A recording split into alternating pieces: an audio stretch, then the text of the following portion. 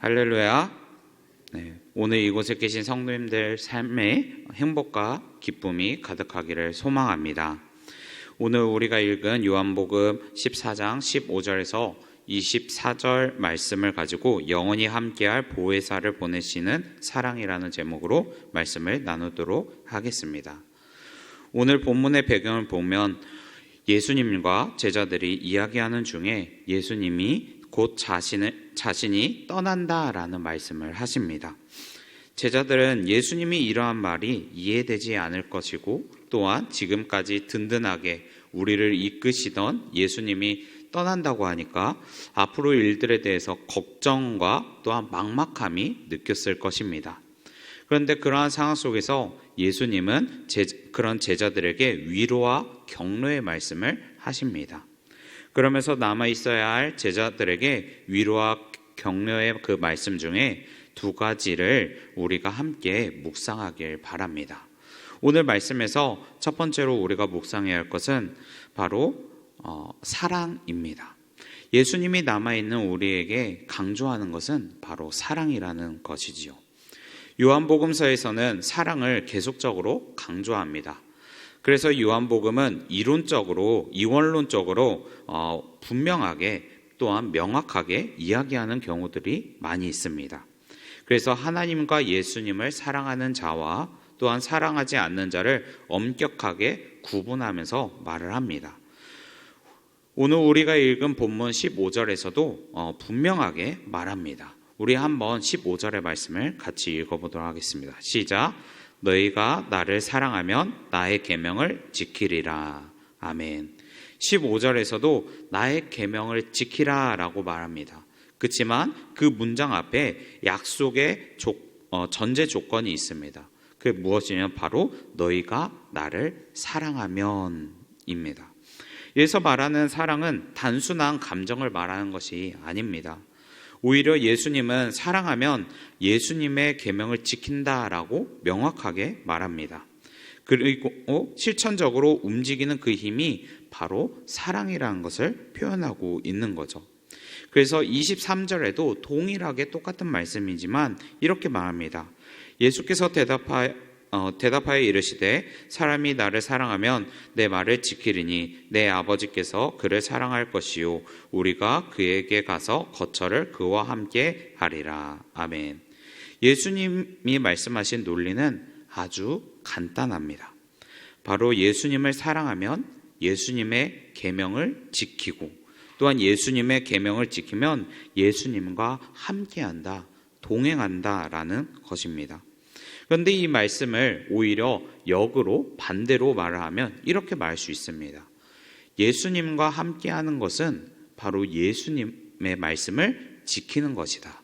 그리고 예수님의 계명을 지키는 것은 바로 예수님을 향한 사랑이다라는 거죠.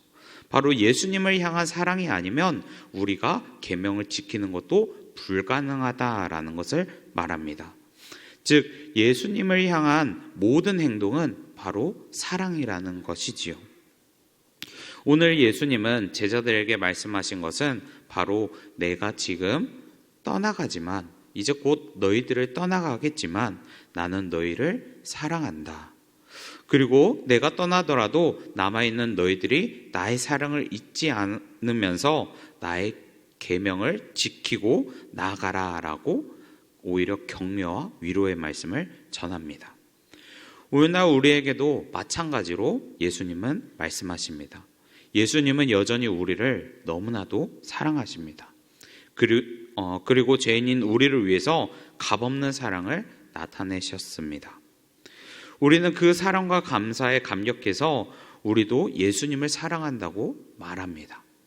그러나 우리가 예수님을 사랑합니다, 감사합니다 이렇게 말은 할지라도 만약 우리의 삶 속에서 예수님의 말씀을 지키지 않는다면 우리의 삶 속에 예수님의 사랑이 없다라고 성경은 말하고 있는 것입니다.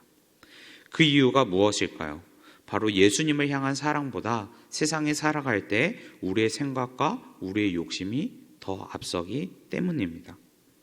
우리는 그 마음을 이기기 위해서 우리의 생각과 욕심을 이기기 위해서 오히려 말씀과 기도로서 우리는 무장을 해야 합니다. 그럴 때 우리는 나의 생각, 나의 욕심, 나의 마음보다 주님을 사랑하는 마음으로 주님의 말씀에, 주님의 뜻에 순종하며 나아갈 수 있습니다.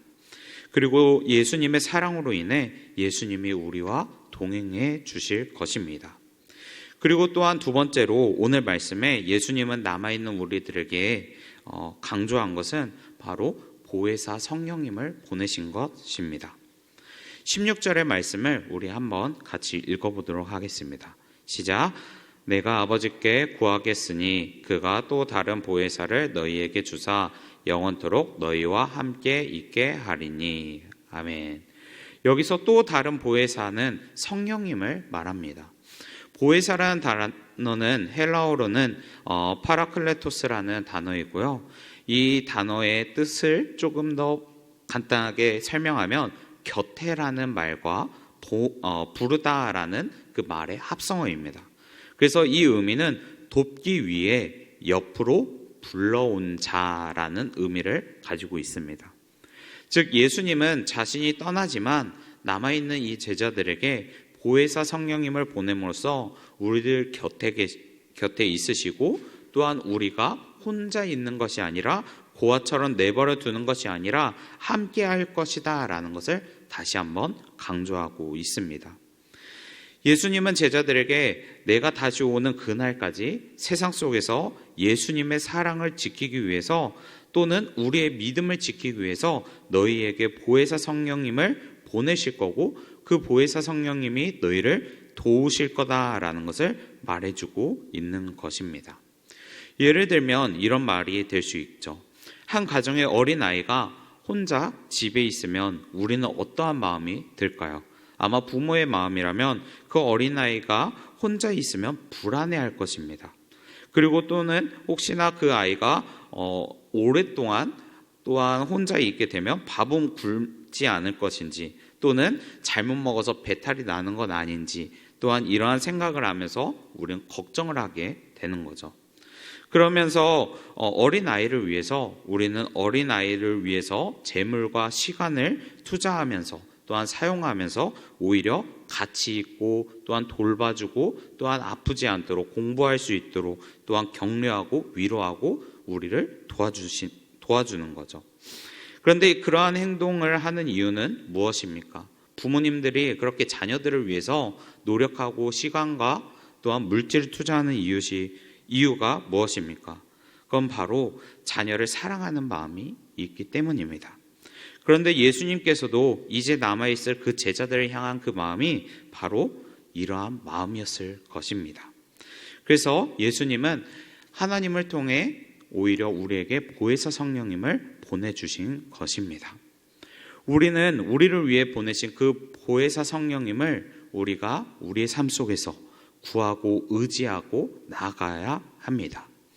그럴 때 우리의 삶 속에 믿음과 또한 예수님을 향한 사랑을 지키기 위해서 보혜사 성령님께서 우리에게 그 지킬 힘을 주실 거고 지키는 방향도 주실 거고 또한 우리가 예수님이 다시 오시는 그날까지 보혜사 성령님께서 이끌어 주실 것입니다.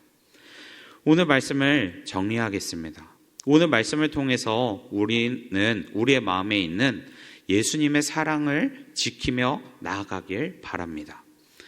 우리가 예수님의 사랑을 지키며 나아갈 때 우리는 예수님의 계명을 지킬 수 있고 예수님과 동행할 수 있습니다. 그러나 만약 나의 믿음이 연약해서 자꾸 넘어진다면 우리를 위해 이 땅에 보내신 보혜사 성령님께 간절하게 구하며 나아가길 바랍니다. 그러면 우리가 예수님의 말씀에 순종할 수 있는 힘을 주실 것입니다. 그리고 내주하시는 그 성령님으로 인해 어떠한 상황 속에서도 믿음과 사랑을 잃지 않고 주님 안에서 능히 승리할 수 있을 것입니다.